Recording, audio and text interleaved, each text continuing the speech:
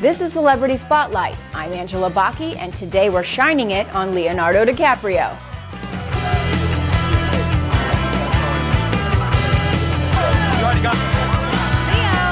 How does it feel to be kind of like the great white hope of the new generation of young actors up and coming here in Hollywood? That's a hard question. Yeah? Well, you know, I don't know if I am, but if that's what people are saying about me, that's definitely a good thing. It's not a bad. Perched on the brink of stardom, a teenage celebrity can often go one way or another. Even from a young age, however, Leo showed poise and a keen sense of the importance of a film's message. I just want to try as many different types of things as possible, and that's why I've been doing sort of the roles I've been doing for that specific reason. You know, I see a character that, like especially with this movie, you know, just the whole drug aspect and the whole sort of changing into the surroundings of, you know, what Jim Carroll's life was about was a big challenge for me, and I want to challenge myself is what I'm saying. I want to, you know, keep on stretching as an actor, and I don't want to get other people's pressure involved. I mean, my pressure on myself is enough. For all the pressure he put on himself to succeed, Leo did achieve the stardom that he and everyone else expected of him. During a press conference about his starring role in Martin Scorsese's The Aviator, he gets personal as he shares about preparing the role of Howard Hughes. You get a script, you read a character, you see there's 2 pages of dialogue of a man repeating the same thing over and over again.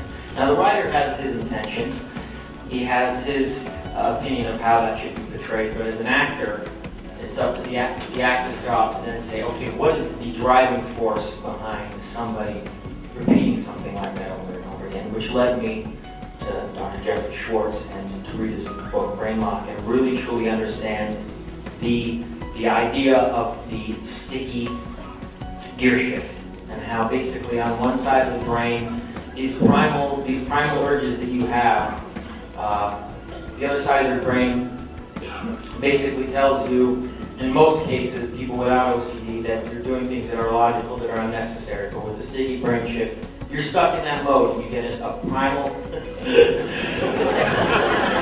How we did it in real life, folks?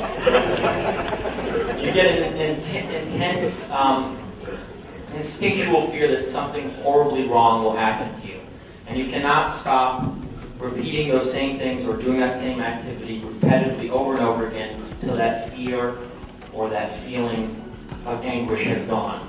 So, thanks to your help and one of your patients, you truly made me understand fundamentally how that needed to be portrayed. I remember as a young kid, you know, walking back a block just to step on a crack because of that same feeling. At some point, you know, through my teenage years, I said to myself, okay, this is completely unnecessary, you're late for school, let's stop this. I was able to make that distinction. When doing the film, to answer your question, the answer is yes. I did then say to myself, okay, let's revert back to that time.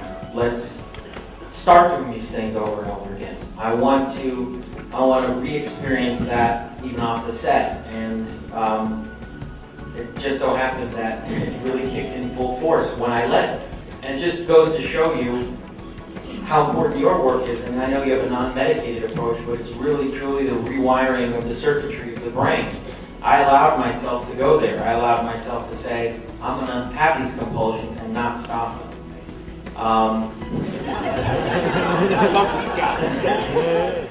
When he isn't walking the red carpet, Leo is out publicizing his films, in this case Blood Diamond, and highlighting important causes whenever the opportunity arises.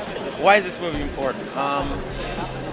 Well, for me it's important because not only is it about something very pertinent about the world we live in, and we're talking about conflict diamonds in this film, and it is highlighting a very specific time in the late 90s that talks about what we do as consumers and how we need to be more aware, and how certainly these corporations need to be more responsible.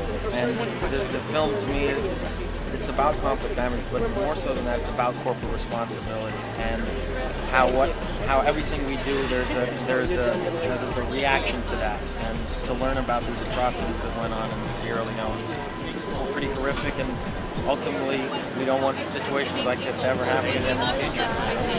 Great. And the true measure of greatness. How do you use your gifts and energies? How do you leverage your celebrity? Well, Leo is an environmental conservationist and often advocates in support of natural causes. Well, it really came from doing a documentary that I did in the late 90s on a major news channel, and I felt that the issue became muddied in the sense that there was nothing definitive about it, and I wanted to be able to do a film that really represented the majority of the scientific community, which is over 90% of the great thinkers in the environmental field that agree that we are playing a role in this issue of global warming, that man does have, there is a direct link there. And I wanted to give these people a pulpit where they could speak freely and openly about this issue, uninterrupted, unedited, so they wouldn't have to argue whether it was a reality or not. And it gave me a tremendous amount of insight into the issue, and I became more educated on the issue as a result of it, and that's the role I play in the movie, is somebody that's just trying to ask the questions of the people that have devoted their lives to this issue. The most challenging part was putting that into a cohesive, hour-and-a-half format, because we had so many profound thinkers and visionaries that said so many amazing things. We had to really leave a lot of it on the cutting room floor in order to get people to be compelled to A, watch the movie, but sort of be transformed when they leave the theater, and that's hopefully what the movie does. I think it paints a harsh reality of what's going to happen if we continue with business as usual, but it also inspires people to understand that there are technologies out there that can reduce our footprint on planet Earth by 90% with the technologies that are available today. It's just about implementing that into our daily life, More than just simply making films about the environment, Leo is fast becoming one of the most vocal spokesmen for the cause. I think everyone in the environmental movement is really inspired nowadays, because this is at the forefront of the American consciousness. There's no one in the United States that's not talking about this issue now, and I think that's in large part to two things. And I think it was Hurricane Katrina, and I think it was Al Gore's An Inconvenient Truth. I don't want to send a mixed message out there when I talk about these issues, because not everyone can necessarily put solar panels on their house. It's just not a reality, and that's very understandable. The point of, I think, this whole exercise and everyone that's a part of this environmental movement is get people to understand that we need to vote not only at the ballots by putting people in power that will actually manifest some change to the point where we don't need to think about these things anymore, that they're automatically integrated into our everyday lives, but also we need to vote with our pocketbook, and every time we pay for something we need to realize that we're advocating where that company does business. And if we buy green, we're going to create a marketplace for that. Let's close with two personal quotes that illuminate why Leonardo DiCaprio has become so adored and respected.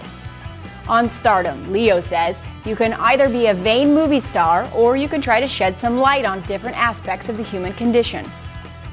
On whether there are any aspects of fame he dislikes, Leo shares this: "Are you kidding? I feel very fortunate. A lot of people would love to be in my position. There are so many people out there who are suffering trillions of times more than I could ever suffer and would love to be me. I'm a lucky little bastard." I'm Angela Baki, and you've been watching Celebrity Spotlight.